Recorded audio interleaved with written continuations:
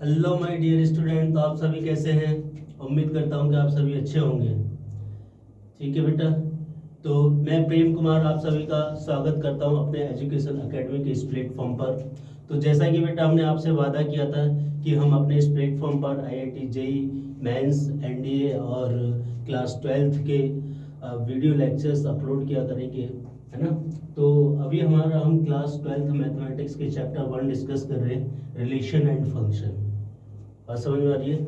उसका lecture number 7 आज discuss करेंगे। और उससे पहले बेटा, उससे पहले उससे पहले मैं 6 वीडियो तक अपलोड कर चुका हूँ, है ना। तो अगर जिन भी स्टूडेंट है वो 6 वीडियोस नहीं देखे, सबसे पहले वो 6 वीडियोस देखे तब इस लेक्चर पाए। ठीक है ना। तो एक सीक्वेंस में अगर आप चलोगे तो बेटा आपको ये चैप्टर बहुत आसानी से समझ में आ जाएगा। बहुत अच्छा सुंदर चैप्टर है अगर आप एक सीक्वेंसली पढ़ोगे तो इसको, है ना। और थोड़ा पेशेंस के साथ चीज़ों को रियलाइज करते हुए, फील करते हुए अगर आप पढ़ोगे तो आप ऑफ कोर्स इसको समझ पाओगे। ठीक है बेटा। तो बहुत मतलब इसमें कोई प्रॉब्लम वाली बात नहीं। मैंने देखा है कि स्टूडेंट्स चैप्टर को लेकर बड़ा परेशान रहते हैं। इसमें परेशानी वाली बात कुछ भी नहीं है ना। तो बस इसमें एक कंसिस्टेंसी के साथ एक सीक्वेंस में आपको पढ़ना होता है। ठीक है बेटा। Any problem? स्टार्ट करें आज का लेक्चर। तो जो बच्चे अभी तक नहीं आए हैं जल्दी से आए बेटा, ज्वाइन करें जल्दी से। ठीक है। और फिर स्टार्ट करते हैं। ठीक है, चलिए बेटा स्टार्ट करें। अगर स्टार्ट करें तो चैट बॉक्स में लिखिए यस सर, स्टार्ट करें। यस, ओके बेटा, यस स्टार्ट करते हैं। और भी बच्चों को आने दो। ठीक है बेटा। सबका साथ सबका विकास। क्लियर? चलिए तो आज का लेक्चर स्टार्ट करते हैं।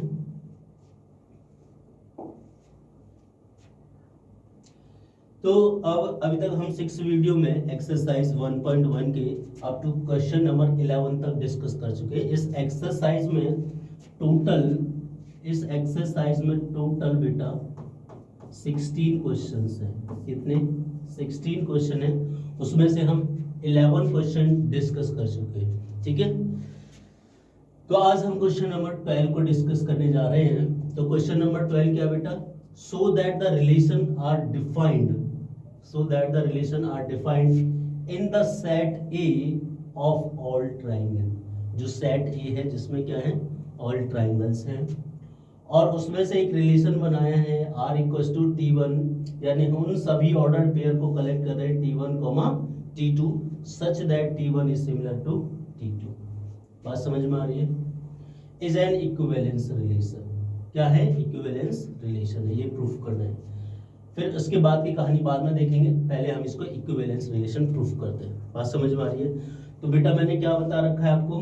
रिफ्लेक्सिव, सिमेट्रिक और ट्रांजिटिव अगर कोई रिलेशन इन तीनों कंडीशन को सेटिस्फाई करता है तो वो क्या बनता है? आपका इक्विवेलेंस रिलेशन बनता है। क्विक रिवीजन कर लेते हैं क्या होता है रिफ्लेक्सिव में बेटा मैंने आपको बता रखा है कि सेम टाइप के एलिमेंट को आपको इमेज मिलनी चाहिए। यानी A, अगर R में बिलोंग करते हैं, for all A belongs to A, तो उस केस में R क्या हो जाता है? आपका रिफ्लेक्सिव। R is reflexive. बात समझ में आ रही है? यानी सेम टाइप के एलिमेंट को आपको इमेज मिलनी चाहिए। सिमेट्रिक क्या होते हैं बेटा? सिमेट्रिक की अगर हम बात करें तो मैंने बहुत खूबसूरती से इसको डिस्कस कर रखा है कि अगर इफ A, B R में बिलोंग करते हैं तो ये इंप्लाइज करेगा कि B, A भी R में बिलोंग करेंगे, है ना। अगर A, B खुश हैं, यानी अगर भैया खुश हैं, ये कौन बेटा? मैंने इसको नाम दे रखा भैया, और ये कौन है? भाभी जी। तो भाभी जी अगर भैया जी घर पर है तो भाभी जी को घर पर होना पड़ेगा। अगर ऐसा है तो सिमेट्रिक होगा। और क्या था? ट्रांजिटिव में मैंने बताया था लव ट्राइंगल होना चाहिए। क्या होना चाहिए बेटा? Love triangle. यानी कि if A, B belongs to R, B, C belongs to R, तो this will implies A, C belongs to R। बात समझ में आ रही है? तो ये तीनों प्रॉपर्टीज पर ये पूरी एक्सरसाइज ही बेस्ड है एक तरीके से, है ना। और ये क्वेश्चन तो है ही। चलिए इसको डिस्कस कर लेते हैं डिटेल में। ठीक है बेटा। आई होप यहाँ तक सभी को क्लियर होगा। हाँ बेटा क्लियर है ना यहाँ तक? यस सर क्लियर है। ठीक है बेटा, चलिए क्वेश्चंस करते हैं और फर्स्ट प्रॉपर्टी को प्रूफ करते हैं कि ये रिफ्लेक्सिव होगा या नहीं होगा। तो देखिए रिफ्लेक्सिव,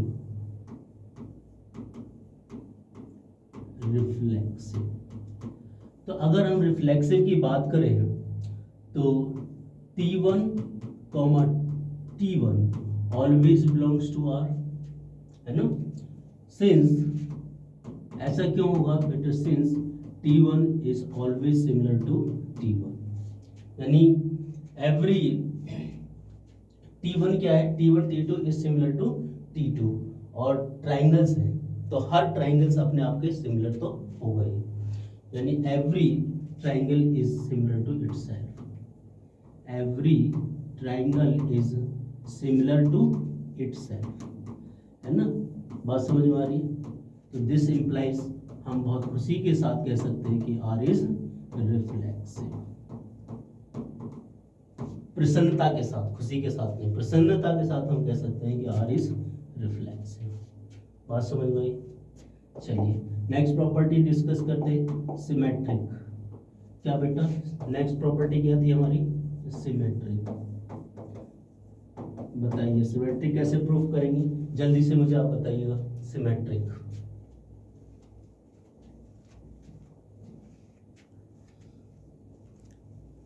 हाँ बेटा सिमेट्रिक कैसे करेंगे? सिमेट्रिक में कि अगर इफ T1, T2 बिलोंग्स करता है R से, तो ये इंप्लाइज करेगा कि T1 is similar to T2। अगर T1 सिमिलर है T2 के, तो this will implies T2 is similar to T1। अगर ऐसा हो गया तो T2, T1 आपके R में चले जाएंगे, हम कह देंगे कि R इज सिमेट्रिक। बात समझ में आ रही है बेटा? R क्या होगा आपका? सिमेट्रिक, है ना? बात समझ में आ रही है? नेक्स्ट ट्रांजिटिव डिस्कस कर लेते हैं। तो रिफ्लेक्सिव समझ में आ गया सभी को, है ना? आ गया होगा। सबसे इजी रिफ्लेक्सिव प्रॉपर्टी होती है बेटा, सबसे इजी अगर कुछ है इस दुनिया में तो वो रिफ्लेक्सिव है, ठीक है? नेक्स्ट बेटा ट्रांजिटिव। अगर हम ट्रांजिटिव की बात करें, ट्रांजिटिव, तो ट्रांजिटिव में क्या होता है? ट्रांजिटिव में होता है कि if T1, T2 belongs to R and T2, T3 belongs to R, तो यहां से एक चीज तो क्लियर हो गई। क्या क्लियर होगी बेटा? यहां से एक चीज तो क्लियर है, और वो ये है कि अगर T1, T2 R में है, अगर T1, T2 R में है, तो इसका मतलब क्या होगा? T1 is similar to T2, and अगर T2 T3 में है तो इसका मतलब T2 is similar to T3। बात समझ में आ रही है? T1 T2 के सिमिलर है, T2 T3 के सिमिलर है, तो हम फ्रॉम 1 and 2 से बहुत आसानी के साथ कह सकते हैं कि T1 सिमिलर होगा T3 के। बात समझ में आ रही है? T1 is the similar of T3, तो दिस इंप्लाइज T1, T3 आपके कहाँ चला जाएगा? R में चला जाएगा, R के घर चला जाएगा, और R के घर जाके गपशप लड़ाएगा, ठीक है? तो ये हो गया। इसका मतलब क्या हो गया बेटा? कि R इज ट्रांजिटिव। बात समझ में आ रही है? R ट्रांजिटिव हो गया, R रिफ्लेक्सिव भी है, R सिमेट्रिक भी है, R ट्रांजिटिव भी है, तो हम कह सकते हैं कि R is an equivalence relation. कैसा बेटा? Equivalence relation. बात समझ में आ रही है तो बोलिए हाँ, है ना? और यही हमें प्रूफ करना था कि ये क्या होगा? एक इक्विवेलेंस रिलेशन। आगे देखते हैं। Consider the 3 right angle triangles T1 with the side 3, 4, 5। यानी जो T1 ट्राइंगल है उसकी साइड है 3 4 5, T2 जो ट्राइंगल है उसके 5 12 5 12 देख रहे हो, तो 5 12 13 देख रहे हो Vinod and T3 with the side 6 8 और 10, which triangles amongst T1 T2 and T3 are related। तो हमारे जो सेट में क्या है बेटा, ट्राइंगल्स है, वो ट्राइंगल्स T1 T2 T3 से रिलेट करेंगे जो सिमिलर होंगे आपस में भाई, क्योंकि यहाँ कह रहा है ना कि T1 is similar to T2, है ना। तो कौन से ट्राइंगल रिलेट करेंगे, वो रिलेट करेंगे आपस में, है ना, यही बोलता है ना, which triangles among T1 T2 T3 are related. तो कौन से ट्राइंगल रिलेट होंगे, जो सिमिलर होंगे।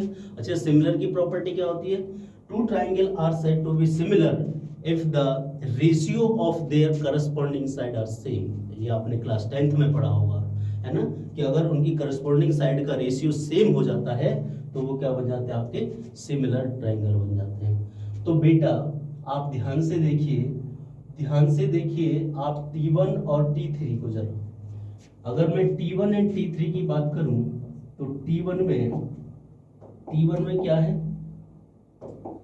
T1 की जो साइड्स हैं वो हैं आपके पास 3 4 एंड 5, और जो T2 की साइड है वो T2 की साइड है आपके पास 6 8 10। जरा इनकी करस्पॉन्डिंग साइड का रेशियो निकालिए, यानी कि अगर हम करस्पॉन्डिंग साइड का रेशियो निकालेंगे तो कितना आ जाएगा, 3/6 इक्वल्स टू 4/8 इक्वल्स टू 5/10। तो कितना आ गया, 1/2, है ना। 3/6 इज 1/2, 4/8 इज 1/2, 5/10 इज 1/2।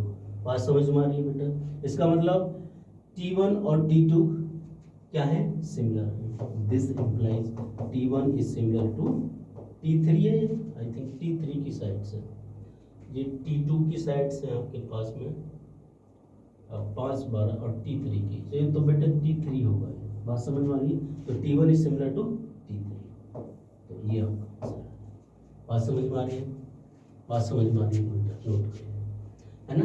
ये इसका मैंने आपको यहाँ पर सॉल्यूशन दे रखा है, इसका क्विक रिवीजन करिए, कोई भी डाउट है तो पूछिए।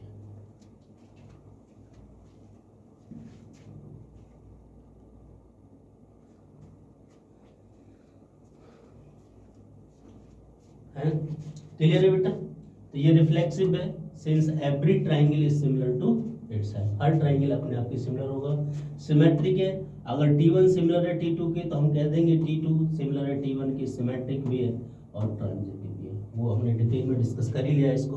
ठीक है बेटा, तो अच्छे से बढ़िया से नोट्स बनाइए, सब कुछ पका पकाया आपको मिल रहा है, बस आपको खाना है, चखना है ना, वो वाला चखना नहीं है। बच्चों को बड़े ध्यान से बोलना पड़ता है, आजकल के बच्चे भी बड़े कमाल के हैं। चलिए बेटा, anyway question number 13, so that the relation are defined in the set A, so that the relation are defined in the set A of all polygons। Set A में क्या है, पॉलीगन्स है, यानी जो आपने सेट A ले रखा है बेटा, A में सेट ऑफ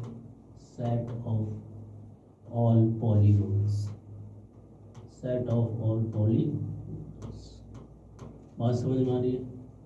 और उसमें जो आपने रिलेशन लिया है वो रिलेशन है कि हम उन सभी ऑर्डर्ड पेयर को कलेक्ट कर रहे हैं, यानी P1,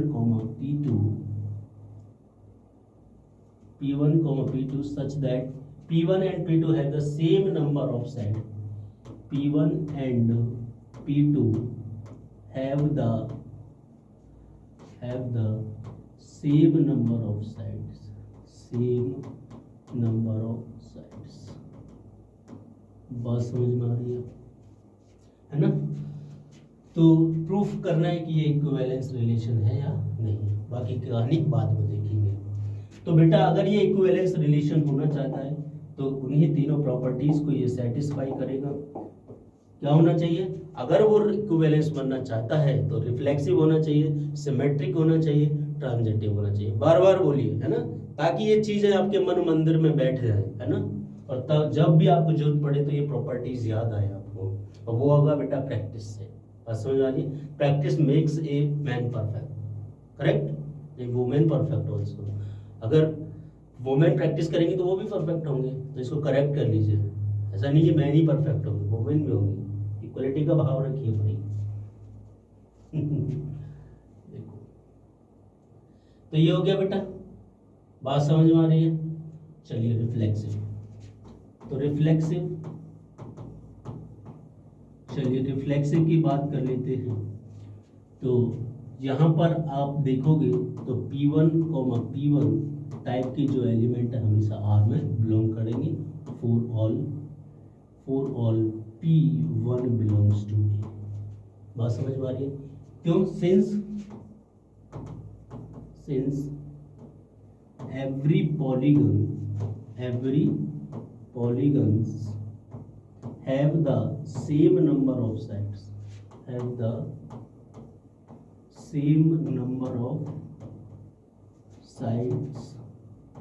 to itself। बात समझ में आ रही है भाई? अपने आपके तो बराबर होंगे ही ना, ठीक है? तो इसमें कॉमन सेंस वाली बात है। नेक्स्ट बेटा देखिए, नेक्स्ट क्या होगा आपका? सिमेट्रिक। देखिए सिमेट्रिक क्या होगा? सिमेट्रिक में क्या होगा कि इफ P1, P2 बिलोंग्स कर रहा है R में, तो इसका मतलब क्या हो जाएगा? सिंपल, कि P1 and P2 have the same number of sides. P1 and P2 have the same number of sides. बात समझ में आ रही है? Same number of sides. अगर ऐसा है तो मैं खुशी खुशी ये कह दूंगा कि P2 and P1 have the same number of sides. इसमें बिल्कुल कोई टेंशन नहीं होनी चाहिए, है ना बेटा? अगर नहीं है कोई टेंशन तो हम कह सकते हैं कि P2, P1 बिलोंग्स करेगा R में। हम बड़ी खुशी के साथ कह सकते हैं कि R जो है R is symmetric।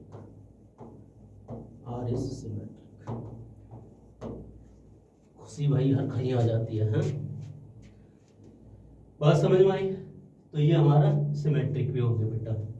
चलिए आगे देखते हैं, क्या ये ट्रांजिटिव होगा या नहीं। तो ट्रांजिटिव के लिए क्या था बेटा?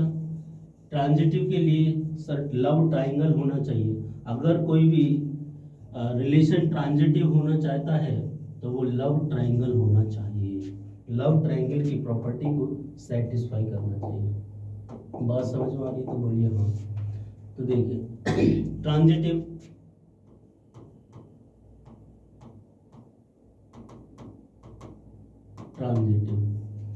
तो इसमें क्या होता था कि if P1, P2 belongs to R, है ना, and P2, P3 belongs to R, तो this will implies P1 and P2 have the same number of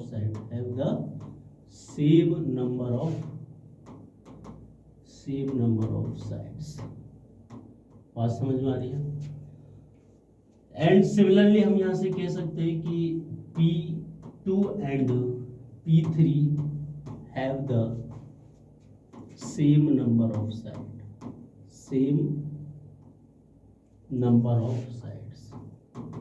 बात समझ में आ रही है? ठीक है, तो अगर इसको मैं बेटा 1 मान लूं, इसको 2 मान लूं, तो फ्रॉम 1 and 2 से, from 1 and 2 P1 and P3 have the same number of sides, है ना? P1 and P3 have the same number of sides, so this will implies P1 and P3 have same number of sides, बात समझ में आ रही है तो बोलिए हाँ। तो इसका मतलब क्या हो गया? इसका मतलब हो गया कि P1, P3 आपके कहाँ चला जाएगा? R में। This implies R is transitive. बात समझ में आ रही है? R रिफ्लेक्सिव भी है, सिमेट्रिक भी है, ट्रांजिटिव भी है, तो हम बड़ी खुशी के साथ कह देंगे कि R is an equivalence relation.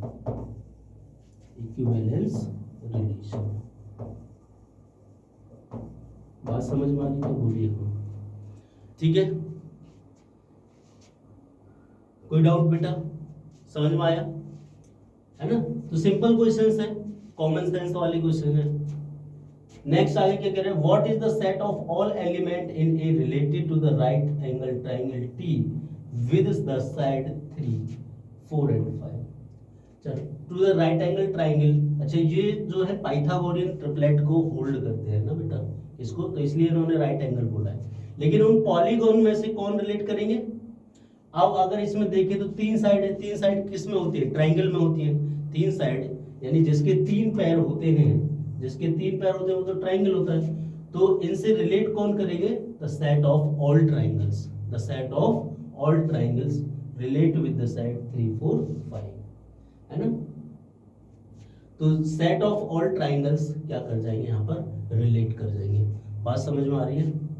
इसका सॉल्यूशन हमने यहाँ दे रखा है, इसको समझिएगा।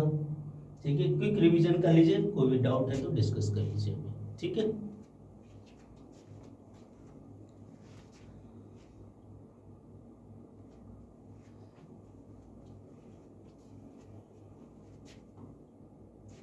तो ये रिफ्लेक्सिव मैंने बता दिया, सिमेट्रिक, ट्रांजिटिव, तीनों प्रॉपर्टीज बता दी। यहां पर ये था बेटा, है ना? इसमें क्या है? Hence origin equivalence relation. इसको कलर वो चेंज कर लें जरा। तो since T is a polygon with side 3, the element in A related to the right angle triangle T with side 3, 4 and 5 are those polygon which have the 3 sides.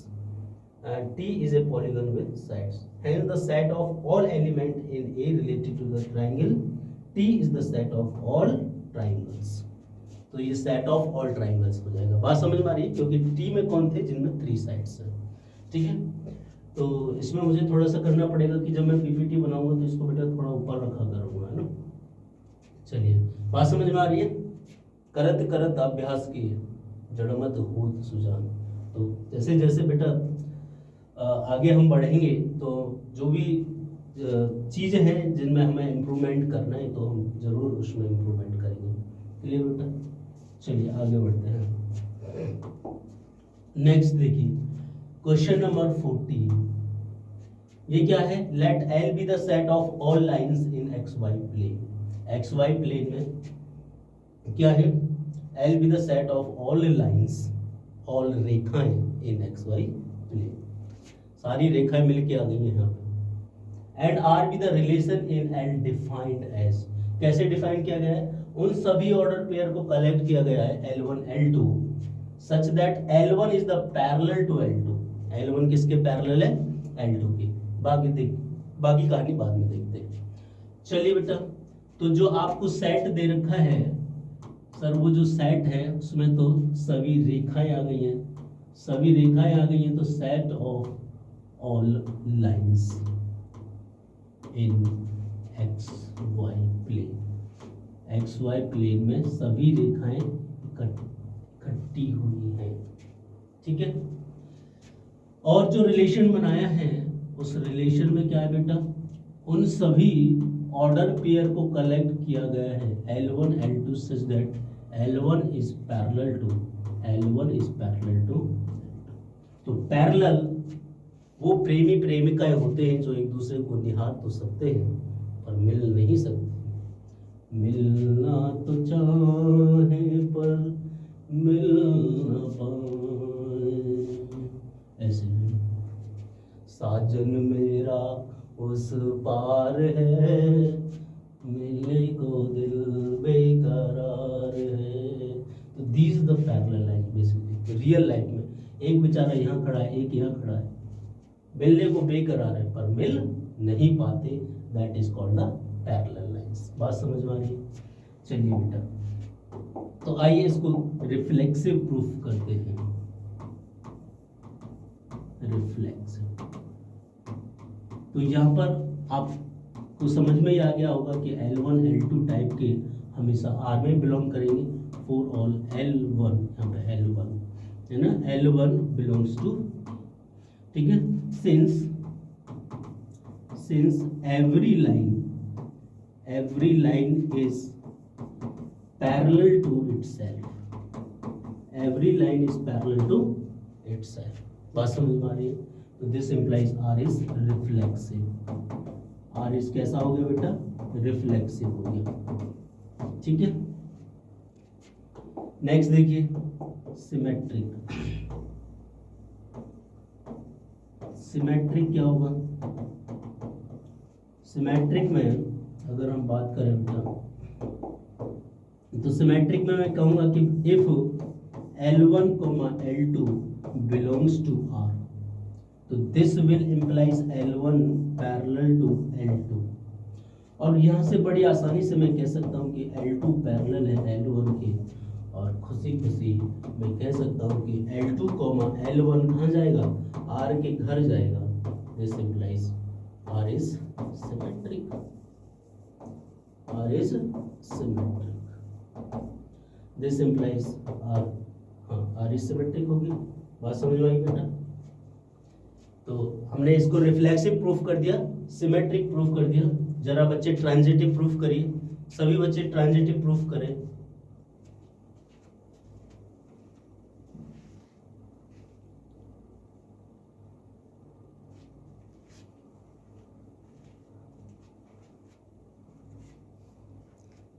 Transitive देखिए बेटा कैसे होगा transitive. अब तो ये खेल हो जाना चाहिए, है ना? कोई मिल नहीं पा रहा है भाई, अब हावी से उठ गए, इस टाइप का तो पूरे चैप्टर में चल ही रहा है ना? ऐसा लग रहा है जैसे फैमिली मेंबर को मना रहे हैं, फैमिली मेंबर को मना रहे हैं। पूरे चैप्टर में कुछ इस तरीके की फीलिंग आ रही है या नहीं आ रही बेटा? आ रही है तो चैट बॉक्स में वाई लिख दीजिए जरा, ताकि मेरा हौसला भी बढ़े। यस सर, बिल्कुल वाई वाई, ठीक है बेटा, बहुत बढ़िया। चलिए आगे बढ़ते हैं ट्रांजिटिव की तरफ। तो transitive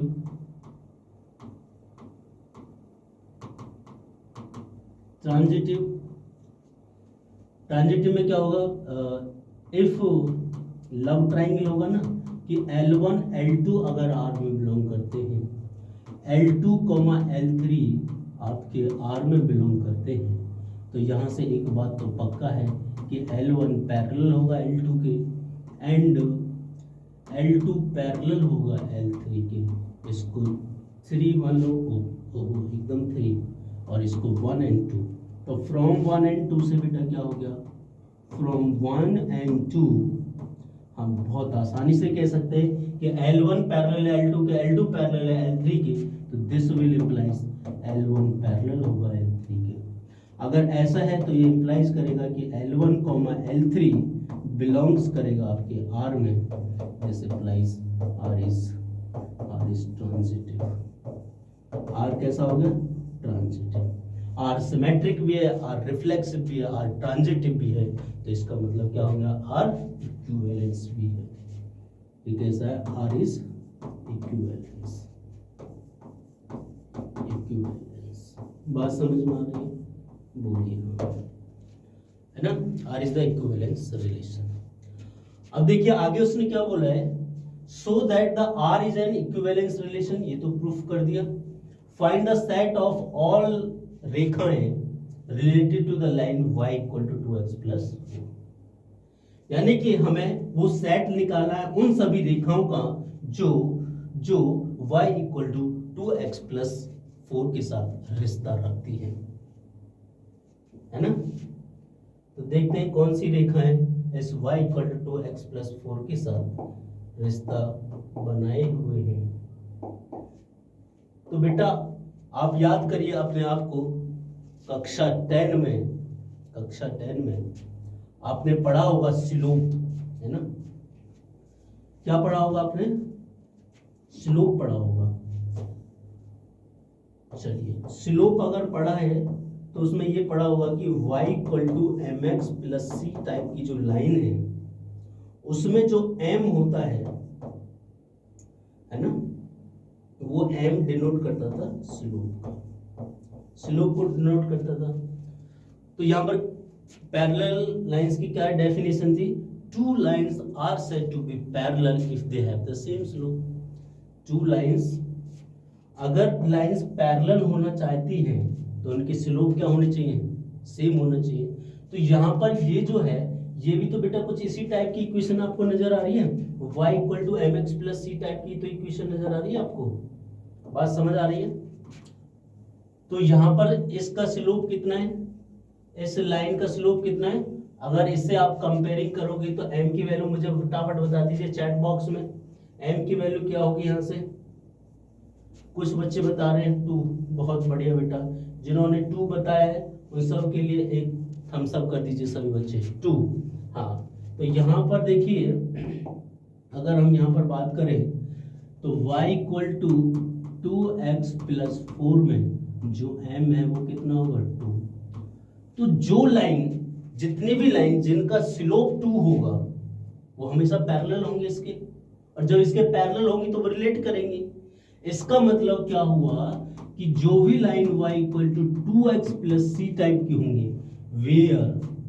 where c belongs to any real number, c कहीं से भी आए बस हमें तो उनका स्लोप रखना है सेम, तो सारी की सारी पैरेलल लाइन बन जाएंगी। तो हमें यही प्रूफ करना था, find the set of all the lines related to the line y equal to 2x plus 4।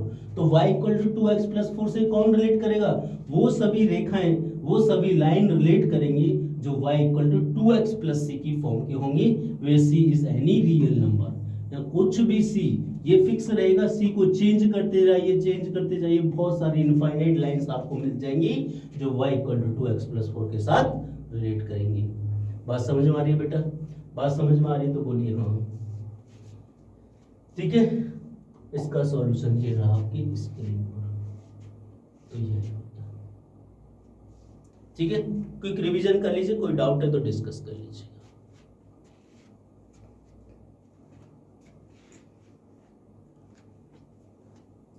ठीक है, आई होप आपको कोई डाउट नहीं रह गया होगा, ठीक है। आगे बढ़े बेटा, चलिए ठीक है।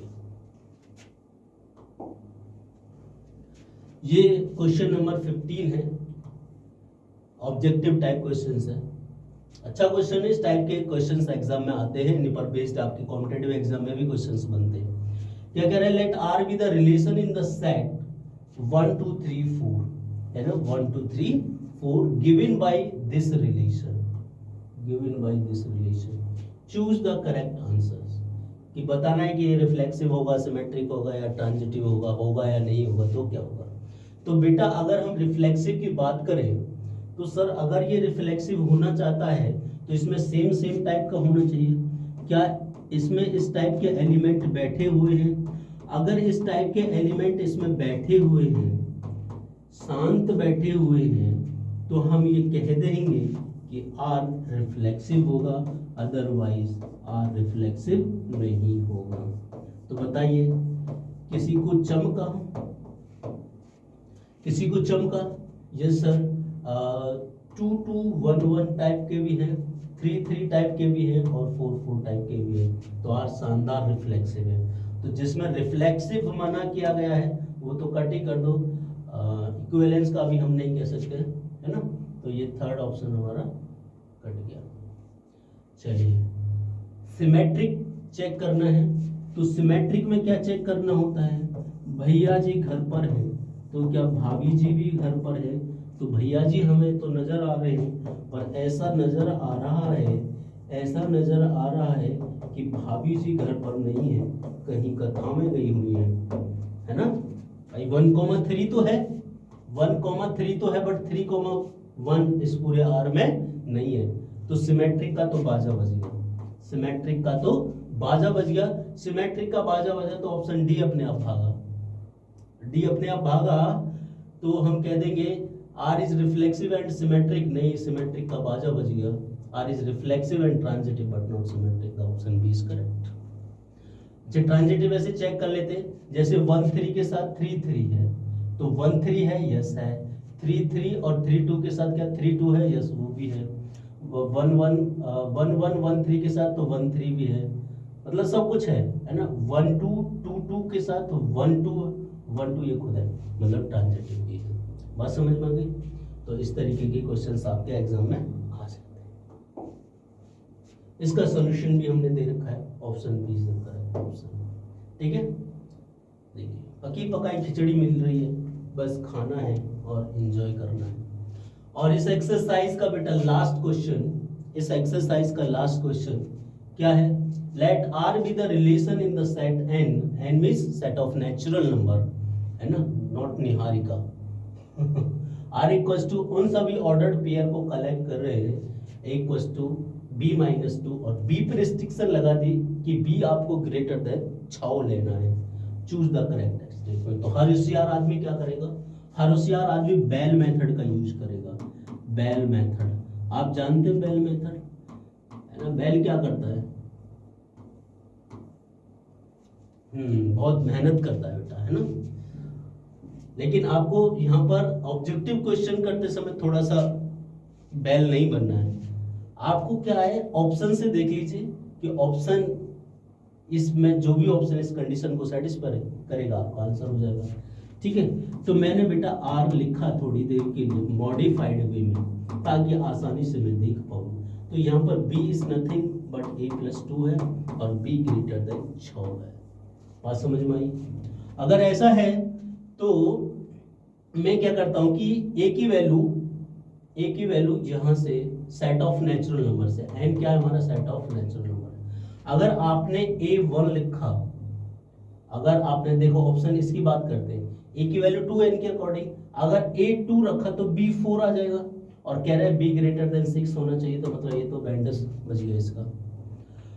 अगर आपने a की वैल्यू 3 रखा तो 3+2 5, तो b की वैल्यू 5 हो जाएगी, बट ये तो कह रहे हैं ग्रेटर देन 6 होना चाहिए, तो इसका भी बाजा बच गया। c देख लो, c में अगर आपने 6 रखा a की वैल्यू, तो b कितना हो गया, 8 ग्रेटर देन 6 है, सेटिस्फाइड हो गया, ऑप्शन इज करेक्ट। अगर 8,7 की बात करें, तो अगर आपने a की वैल्यू 8 रखी तो b कितना हो गया, 10 हो गया, लेकिन ये यहाँ पर कितना आ रहा है, 7 आ रहा है, यानी ये भी खत्म हो गया, तो ऑप्शन सी इज करेक्ट। बात समझ में आ रही है बेटा। तो आसान क्वेश्चन था, बस थोड़ा स्मार्ट वे में इसको वर्क करना है। ठीक है, इसका रहा सॉल्यूशन आपकी स्क्रीन पर, दिस इज द सॉल्यूशन। ठीक है, तो इन सब को नोट करिएगा। आई होप आज का लेक्चर आपने एंजॉय किया होगा। तो आज हमने एक्सरसाइज 1.1 को कंप्लीट कर दिया है। Exercise 1.1 completed. बात समझ में आ रही है बेटा। तो मैं आपसे उम्मीद करता हूं कि आप सभी अच्छे से प्रॉपर नोट्स बना रहे होंगे। सभी अच्छे से नोट्स बनाइए, बार बार रिवाइज करिए, और जो भी प्रॉब्लम आए हमें कमेंट बॉक्स में कमेंट करके जरूर बताइएगा, ताकि हम आपकी समस्या का समाधान कर सकें। अब मिलेंगे आपसे नेक्स्ट वीडियो में, तब तक के लिए बाय बाय, सत श्री अकाल।